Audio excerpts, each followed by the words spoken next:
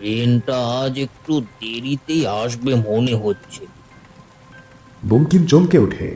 তার শিরদাঁড়া দিয়ে একটা ঠান্ডা স্রোত বয়ে যায়। সে ভাবতে থাকে, এই অচেনা লোকটি তার নাম জানল কি করে।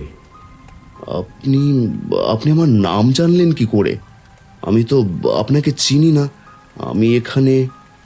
সবাইকেই কি চেনা থাকতে হয়? কিছু পরিচয় সময়ের সাথে লেখা হয়ে যায়।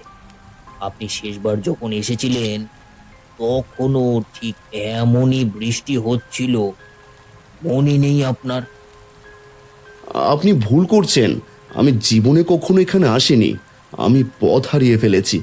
আমাকে শুধু বলুন, এখান থেকে বড় রাস্তায় যাওয়ার উপায় কি? বড় রাস্তা?